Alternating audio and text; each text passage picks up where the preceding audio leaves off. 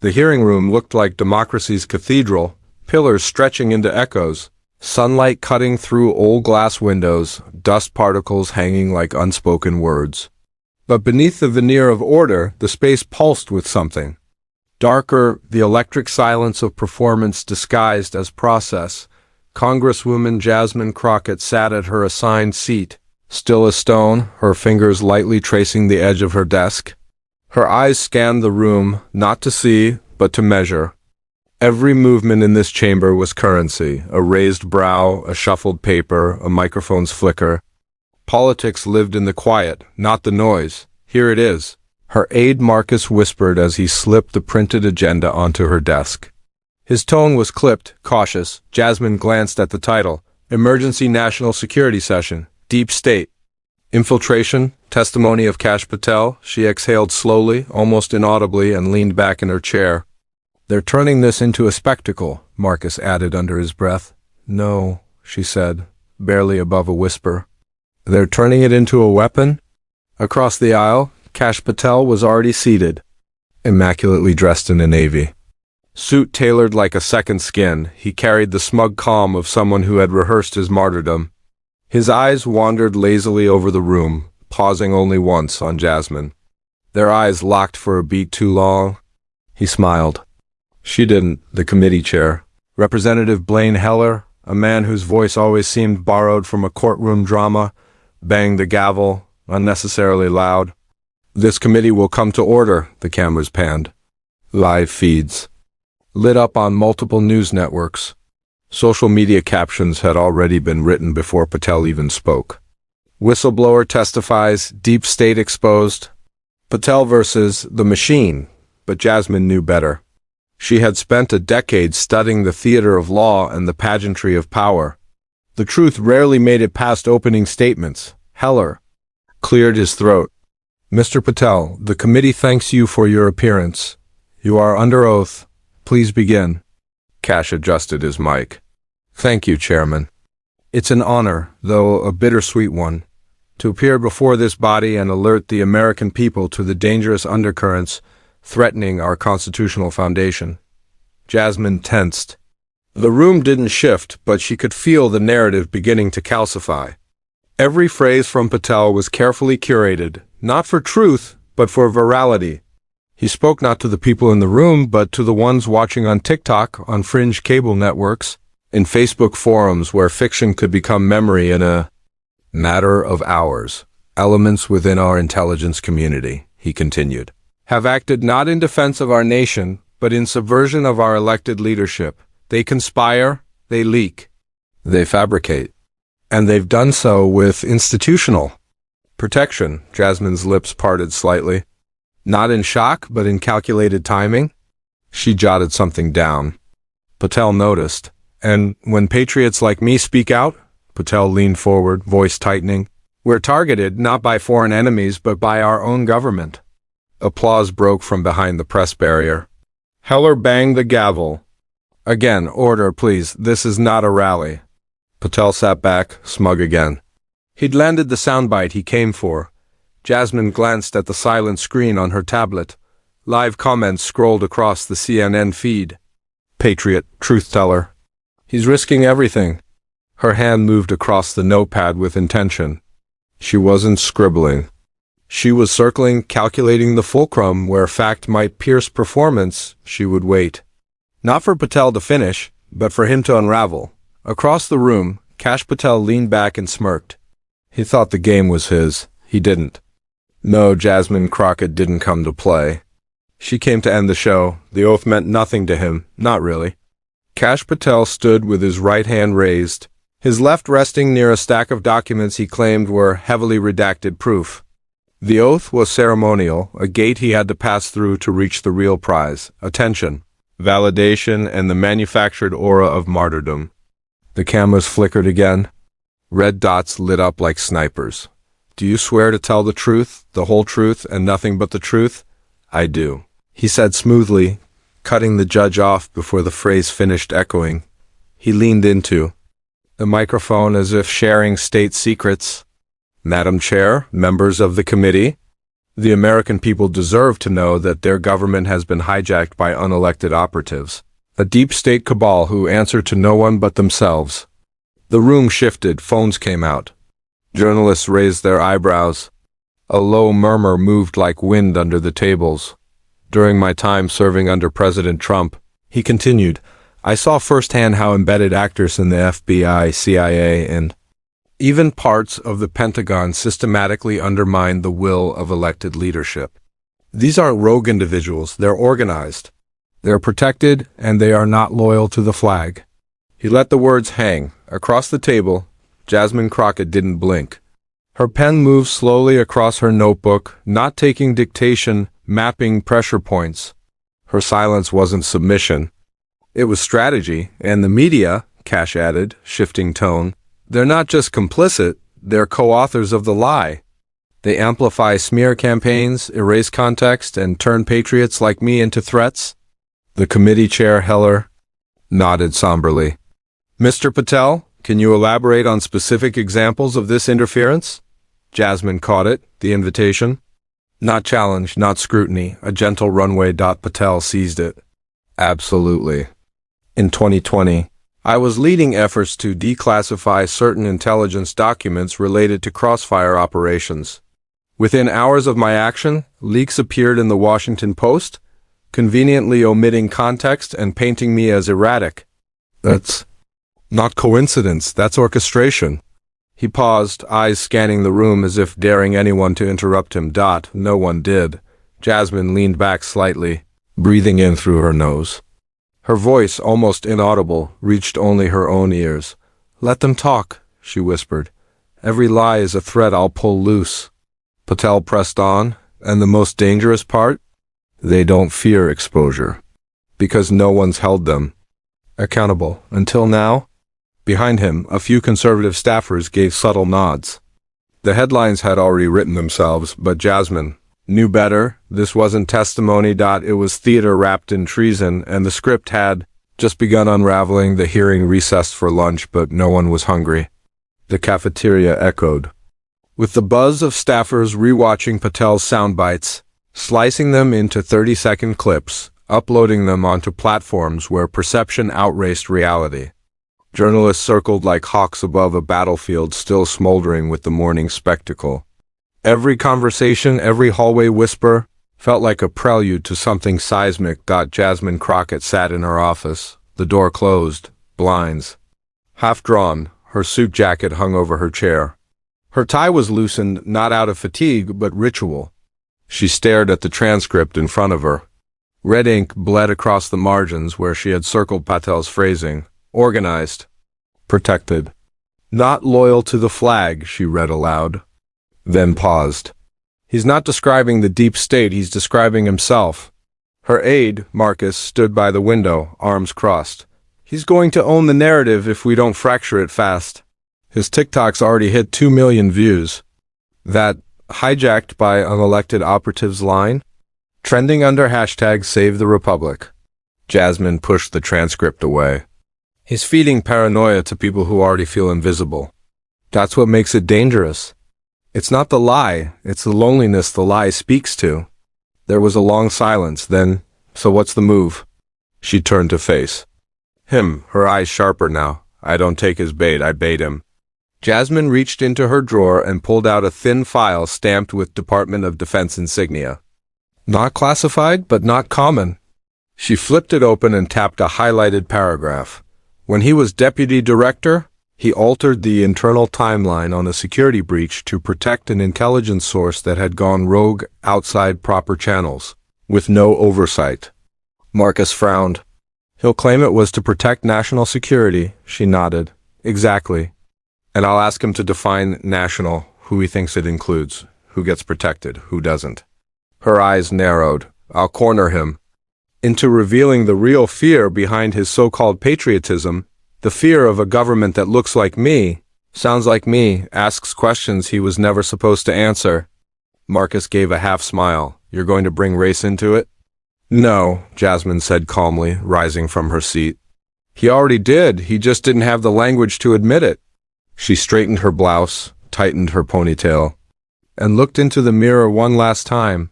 "This isn't about Patel," she said to her own reflection. "This is about the myth of control, and I'm not here to play by its rules." The hallway lights flickered overhead as she stepped out of her office and headed back toward the hearing room. Outside, the crowd had returned. Cameras, phones, whispers. Inside, the silence waited, sharp, still, and ready to be broken. The room was colder now. Not physically, but spiritually, as if something sacred had been hollowed out and filled with posturing. The gavel sounded. Again, summoning silence not out of respect but obligation. Patel returned to the witness seat, emboldened. Jasmine Crockett re-entered like a quiet storm, composed, lethal, timing her presence like punctuation. Chairman Heller cleared his throat and gestured toward her. "The Congresswoman from Texas is recognized for 5 minutes." Jasmine adjusted the mic with surgical precision. She didn't look at Patel, not yet. Instead, her eyes scanned the audience, then the members of the committee. It wasn't just about who spoke loudest. It was about who they believed had the right to speak at all. Double quotes, "Mr. Patel," she began evenly, her voice smooth as velvet but carrying the weight of steel beneath it. "I've reviewed your opening statement. You make repeated claims about institutional betrayal, covert operations, and manipulation by intelligence entities. But let's establish a premise." Now she looked at him. "You had access to intelligence the average American never will. You sat inside the heart of the machine, yes?" Patel nodded, smug. "Correct?" "Then help us understand," she continued, "how someone with access to that level of truth chooses to weaponize selective portions of it. Are you here to reveal facts? Or to audition for martyrdom?" A faint gasp rustled across the gallery. Patel leaned forward. "I'm here because Americans are being lied to." "No," Jasmine said, sharper now. "You're here because you know how powerful it is to sound betrayed, even when you were one of the betrayers." He opened his mouth to respond, but she didn't stop. "You claim there's a deep state undermining democracy. Yet when you manipulated that intelligence review in March 2020, altering timestamps to prevent the release of foreign asset involvement, who exactly were you protecting?" A beat. The room stiffened. "I acted on executive authority," he replied carefully. "But you weren't authorized, were you?" Jasmine asked, her voice cutting through the still air. "The NSC never signed off. The Inspector General's report flagged it as a unilateral deviation. That was a recommendation, not a ruling." "Which you treated like an invitation," she said, finishing the sentence for him. "You don't fear shadow governments, Mr. Patel. You just resent democratic ones that don't center you." He finally looked rattled. The mask slipped, barely, but Jasmine saw it. "In your America," she said, leaning in now, "truth is a tool. In mine, it's a duty. You don't want transparency. You want immunity from accountability, from scrutiny, from consequences." Chairman Heller raised a hand. "The Congresswoman will refrain from— I will not refrain from asking, who gets to shape reality in this room?" Jasmine said, turning toward him. "Because this isn't a hearing, it's a stage. And I will not be another extra in Mr. Patel's delusion of grandeur." Silence fell like a dropped gavel. No one moved. Patel looked away first. The live stream numbers surged. Jasmine's 5 minutes were up, but the shift had begun, not just in the room. In the story itself. The corridors of power have a strange way of echoing not just with sound, but with sentiment. In the hours after Jasmine's confrontation, the Capitol buzzed like a hive touched by fire. Staffers spoke in murmurs. Journalists refreshed transcripts. Headlines bloomed across the internet like fissures in concrete. Crockett corners Patel? Who really owns the truth? Deep state or deep theater?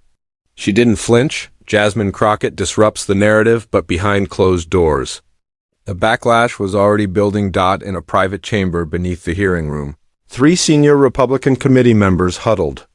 Representative Clayton Monroe, a seasoned political tactician with a voice like gravel and a gaze that had outlasted 3 administrations, stared at the playback on his tablet. "She's not playing the game," he muttered.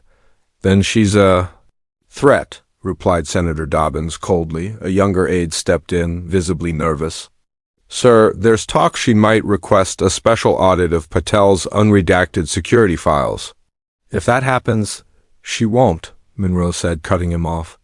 Not unless she wants every skeleton in her closet dragged into daylight.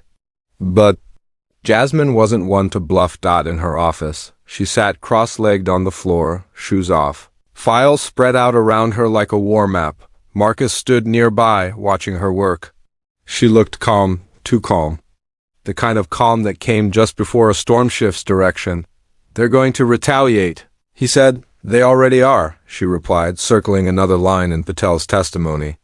They've been waiting for someone like me to overstep. A black woman who speaks without permission. That's a bigger threat than any document Patel can wave around. She reached for a file marked Separation, .memo -2020. Her fingers hovered over it. You ever wonder, she asked softly, how many times we've heard national security when what they meant was national comfort? Marcus tilted his head. What do you mean? She looked up. They protect the idea of America, not the reality of it. And Patel, he's not here to expose a deep state. He's here to rewrite the story so the old one survives a little longer. A knock at the door. A congressional messenger stepped in. Congresswoman, you're requested in the judiciary. Subcommittee antechamber, now. Jasmine stood slowly, her face unreadable. As she walked down the hallway toward yet another confrontation. The building seemed to breathe around her, walls steeped in tradition, ceilings echoing with centuries of compromise. She wasn't here to fit the frame, she was here to shatter it. And somewhere deep inside, Kash Patel was already preparing a counteroffensive, because power never yields without a fight, and Jasmine. Crockett had just declared war on the narrative itself, the Judiciary Subcommittee. Antechamber was designed to intimidate vaulted ceilings.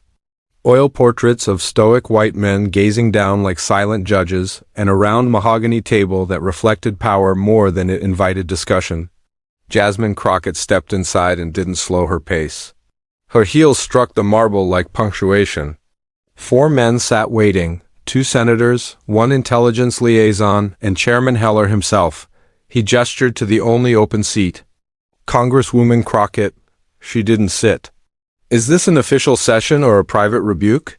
Senator Dobbins steepled his fingers. It's a courtesy. That's never true, she said flatly. When power says courtesy, it means correction. Heller's voice was diplomatic, but with frayed edges.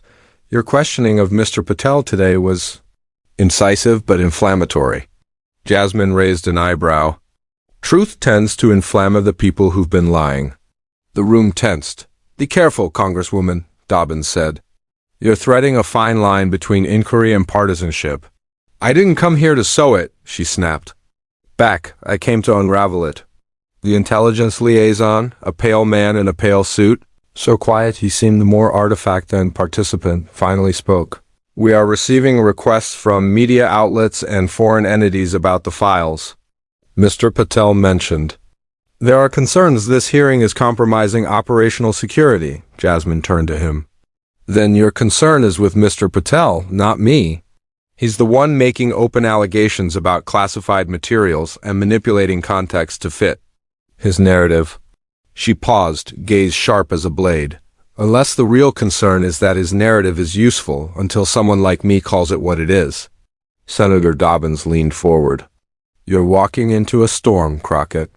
The kind that doesn't end in headlines, it ends in isolation. Discrediting. Investigations into your personal life, campaign finances, travel logs. Jasmine didn't flinch. I've buried more threats than you've made, she said.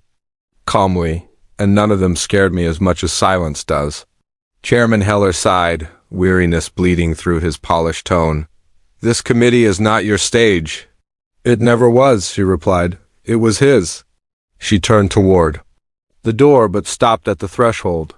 You all think this is about control, she said softly. But it's not. It's about memory, whose story gets told, whose fear gets televised, and whose truth gets labeled divisive. Then she left, not storming out, but walking with the weight of centuries behind her, down the corridor. A reporter tried to intercept her, voice raised. Congresswoman, are you planning to release the full context of Patel's record? Jasmine kept walking because the story wasn't ready yet, but it would be, and when it broke, it would break everything they thought was untouchable. The Capitol at night felt like a different world, stripped of performance, yet still pulsing. With secrets, the marble gleamed under security lights. Empty corridors whispered with the residue of power. Jasmine Crockett moved through it like a shadow with purpose. A woman not lost in the system, but walking against its current. She had hours left before the hearing resumed.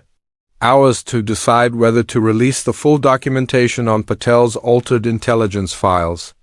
Hours to weigh the cost of pulling back the curtain and what might come through once it was opened. In a secure office suite 2 floors below the public hearing room.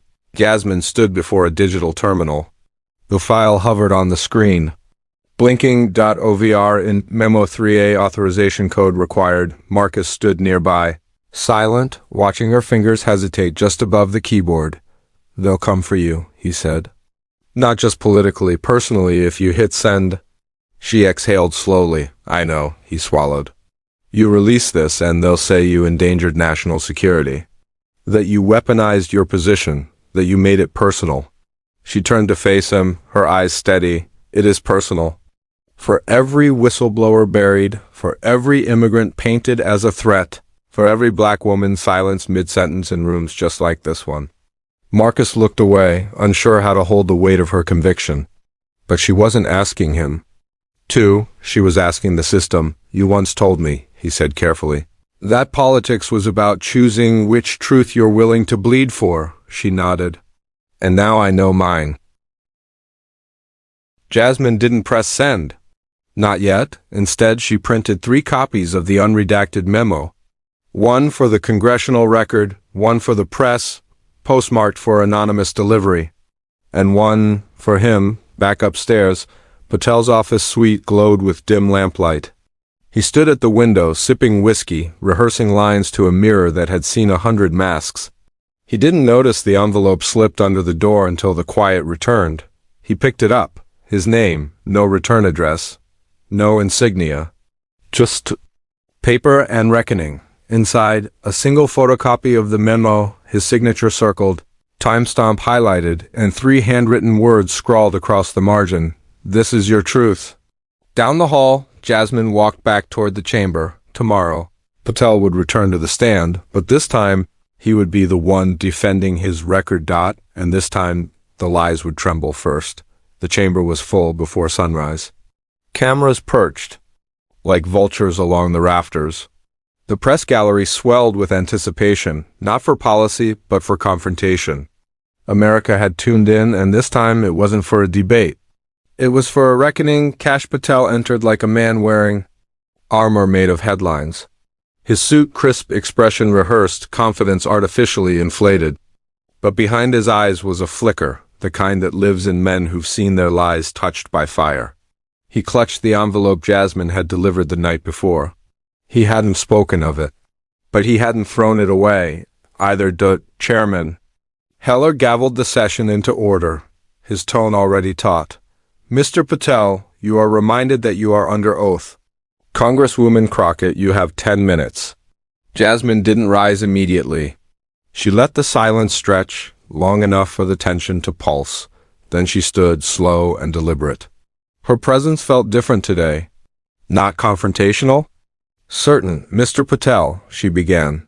You've claimed that elements within our intelligence community have engaged in coordinated deception, that they've obstructed presidential authority and concealed truths from the public.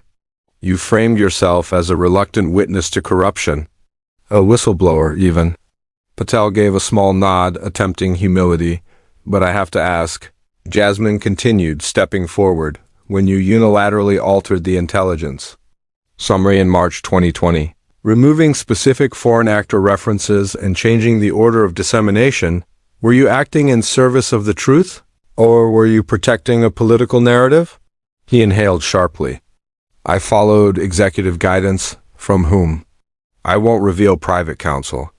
You already have on Fox News, on your podcast, in your book, she said, holding up a copy of his memoir. You name names when it benefits you, but you plead discretion when it threatens the myth. She placed the Dodd memo on the table before her. This document, acquired through proper procedural channels, shows that you removed references to Russian intelligence interference just days before that data was set to be included in a national briefing. The room rustled. Patel shifted. I was concerned the information was incomplete, he said. No. Jasmine said sharply. You were concerned it was inconvenient. You silenced the intelligence community to protect a man, not a nation. Patel's jaw clenched. This is political theater. Jasmine leaned in. Then let's call it what it is. You staged a narrative where you were the lone soldier against a deep state, when in truth, you were part of a coordinated effort to discredit institutions you once swore to serve. She held the room in her gaze. This isn't about left or right. It's about whether facts survive long enough to matter.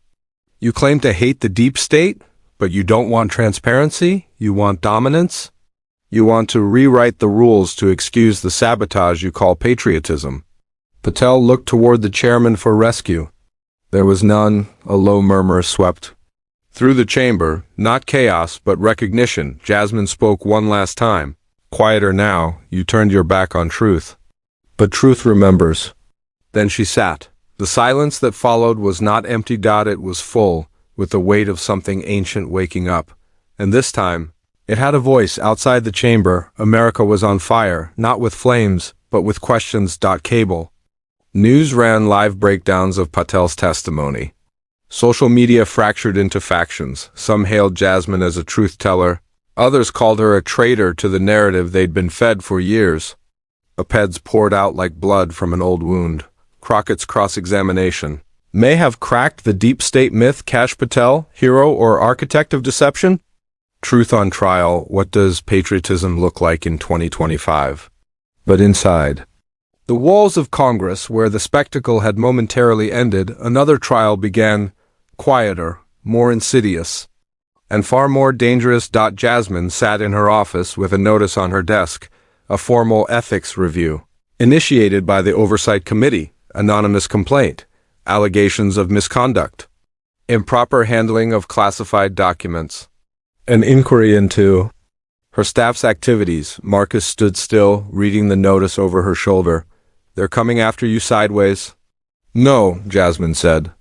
They're coming after what I represent. She turned toward the window, watching the rain streak across glass like time refusing to stand still. Across the city, Patel was back on conservative media.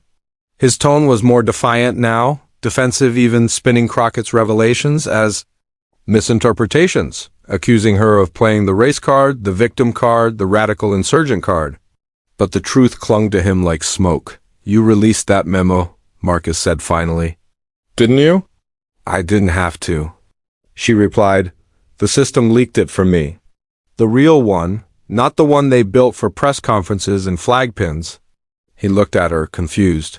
When lies stack too high, she continued, even the silent parts of government start to speak. Quiet clerks fed up analysts. People who can't stand watching their work turned into weapons. Her voice dropped. I'm not the only one tired of pretending the emperor's wardrobe is a national security secret. Then came the knock. An intern entered with a folder from the Congressional Research Service, flagged urgent. Jasmine flipped it open. Inside, a detailed timeline showing that the intelligence Patel altered had directly contradicted talking points used in the former President's foreign policy press briefings. It wasn't just deception. It was orchestration, a web, a narrative calibrated not for the protection of the state, but for the consolidation of power. Jasmine stared at the final line in the report. All changes approved via back-channel authorization. Document originator Patel. A storm of fury and clarity crossed her face. The hearing wasn't the final act. It was the prelude. And tomorrow, when she walked back into that room, she wouldn't be defending herself. She'd be indicting something far older and far more afraid than Kash Patel ever dared to be. The storm outside was biblical. Thunder cracked like distant artillery as Congress reconvened. The sky hung low over the Capitol, heavy, gray, almost complicit. Inside the hearing chamber, the crowd was twice as large and twice as divided. Protesters stood outside holding signs, "Protect whistleblowers," "Jasmine speaks for us," "Stop the deep state lie." Inside, Patel sat composed but visibly rattled. The unshakable calm he wore like armor now showed fractures. His legal counsel whispered urgently in his ear. On his desk sat the leaked memo, now authenticated and circling the media ecosystem. With the velocity of truth denied too long, Jasmine Crockett entered with the bearing of someone not fighting for airtime, but for clarity. Her eyes scanned the room not with challenge but with intention. This wasn't about spectacle anymore. This was about legacy. Chairman Heller tapped the gavel. We reconvene for continued questioning of Mr. Kash Patel regarding intelligence, manipulation, and public disinformation.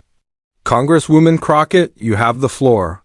Jasmine stood slowly. This chamber, she began, was built to contain truth, not to perform it. And yet here we are, in an age where performance is policy and truth is collateral damage. She turned to Patel. You edited intelligence reports that shaped national response to foreign interference. You stripped context from warnings. You justified it as loyalty to the commander-in-chief. But what you did was take the pulse of a nation and silence it so your side could keep control of the megaphone. Patel leaned into his mic. With respect, Congresswoman, I didn't silence anything. I prioritized. You prioritized. Deception, she snapped. You deprioritized facts. You laundered narratives through bureaucracy. You were the match handed to the crowd already soaked in gasoline. He straightened, trying to regain ground. What you're doing is dangerous. Undermining the credibility of intelligence processes. No, Jasmine said. I'm defending them from you. From people who think truth should serve their story, not the other way around. A pause. She turned to the committee. There are those who say we're divided because we disagree on facts. But that's not true. We're divided because some people profit from pretending facts don't matter. And that strategy has a name. She placed a binder on the table labeled The Doctrine of Manufactured Chaos. Emails, memos, testimonies, proof that what Mr. Patel sold as rogue patriotism was, in fact, a coordinated campaign to destabilize trust so that power could consolidate beneath confusion. Patel began to object, but Jasmine raised her hand, silencing the room. Don't speak, listen for once. And the room went still. You weren't resisting corruption, she said quietly. You were the corruption, wearing the flag like a mask. Silence, heavy, relentless. Chairman Heller, visibly shaken, cleared his throat. We will recess for 1 hour. The committee will deliberate on next steps regarding this new submission. As the chamber emptied, reporters ran like blood cells through a wounded body. Patel sat still, his myth collapsing in his hands. Jasmine left without a word. Outside, lightning split the sky, and somewhere beneath that thunder, America held its breath, wondering what kind of republic would rise once the fog cleared. The hour of recess passed like a lifetime compressed into minutes. In the dark corners of Capitol Hill, aides made frantic calls. Committees whispered behind closed doors. And somewhere, deep within the machine, a decision was being forged not in justice, but in calculation. When the chamber reconvened, the energy had shifted, not chaotic, not angry, just cold. Like the moment before a verdict? Like a breath held too long. Jasmine returned to her seat. No notes, no theatrics. Only purpose. Chairman Heller's voice cut through the silence. This committee has reviewed the newly submitted documentation and determined it warrants further investigation under closed session protocol. Until such review is complete, Mr. Patel is instructed to refrain from further public commentary on classified material. A wave of murmurs rippled through the chamber. Journalists leaned in. But Jasmine knew what this really was: procedural camouflage, delay, deferral, the system protecting itself from the mirror. She had just raised, but the mirror could not be unbroken. Before Patel could be escorted out, she stood once more. Mr. Chairman, I request one final question before adjournment. Heller hesitated. Make it brief. She turned to Patel, who now looked exhausted, stripped of his myth. No longer the architect of chaos, just a man trembling beneath it. Mr. Patel, she said. Do you believe in the Constitution? He scoffed, trying to recover some edge. I served it. No, Jasmine replied. You used it like a stage, like a costume. She stepped forward, voice unwavering. The Constitution isn't just ink on parchment. It's a moral contract between generations. And people like you, people who sell fear packaged as freedom, are tearing pages from it not with violence, but with performance, with plausible deniability, with half-truths delivered in full suits. Patel opened his mouth, then closed. He had no words. Only the sound of his empire crumbling inside him. Jasmine didn't wait for a rebuttal. I'm not here to shame you, she said. You've already done that. I'm here to remind this body and this country that power without principle is just theater. And we are long past intermission. She turned, walked away from the mic, and exited the chamber. The cameras followed her. So did the silence. Down the marble hallway, she passed reporters, flashing bulbs, breathless speculation. But none of it mattered. Not now. She didn't pause until she reached the inner rotunda, the place where law, history, and myth collided. She stood beneath the dome, staring up at the fresco, the apotheosis of Washington, a founding lie, painted to look like salvation. Marcus found her there, quiet, still. You know they'll bury this, he said. Jasmine nodded, but they'll have to dig deeper than ever before. Behind them, a single phone buzzed, a breaking news alert, oversight committee leak, Patel altered, intelligence to protect re-election narrative. Source, internal witness, investigation reopened. The storm wasn't over. It had just found its center. The leak hit like a seismic rupture through the spine of Washington. By nightfall, it was everywhere, front pages, push notifications, primetime panels dissecting every syllable. An unnamed whistleblower, verified by the Oversight Committee's internal vetting, had come forward. Not just confirming Jasmine's claims, but expanding them, detailing a pattern. Naming Patel, connecting the edits to a coordinated messaging? Directive within the West Wing. 3 years earlier, the headlines weren't subtle. Anymore, Patel knew, they all did. Intelligence suppressed for political gain? Crockett was right. Inside her apartment, Jasmine sat on the edge of her couch, the television flickering light against her tired face. Not triumphant, not relieved, just resolved. Marcus brought over a mug of tea. They're calling it the doctrine of manufactured chaos. You gave it a name. That's how history starts. She looked at him, half smiling. History doesn't start in hearings, it starts in silence. Then it waits for someone to stop playing along. Her phone buzzed. A message from a former intelligence officer. Just 6 words. Thank you for not blinking first. Elsewhere in D.C., Patel's legal team scrambled. He had gone dark, no media appearances, no statements. Only a vague denial issued through his spokesperson. Mr. Patel has always acted within the boundaries of the law. But the boundaries were shifting. That night, Jasmine was called back to the Hill, a late session, closed doors. Not a trap, a reckoning. The Speaker of the House, normally cautious and camera-savvy, stood waiting in the private chamber. You made enemies, he said without preamble. Jasmine raised an eyebrow. They made themselves. He sighed, leaning against the table. You understand the precedent this sets? You challenged a political operative embedded in the intelligence pipeline. You framed it not as misconduct, but as strategic deception, tied to the erosion of public trust. That's big. It's true, he nodded slowly. I know, that's what makes it dangerous. A silence stretched. Then he looked her dead in the eyes. If you're serious about this, we open a subcommittee. A real one, not performative. With power to subpoena internal memos, private contractors, and former executive officials. It'll be ugly. You'll be targeted. They'll say you hate America. They'll question your loyalty, your tone, your race, your motives. But if you're in... She didn't let him finish. I'm already in. Outside the Capitol, the sky had cleared, but the streets were still slick from the earlier storm. The city glistened under amber streetlights. Not cleansed, just momentarily honest. Jasmine stepped onto the steps alone, the marble cold beneath her feet. The night thick with the weight of what was to come, she exhaled. Slow and deep. The show was over. The trial was about to begin.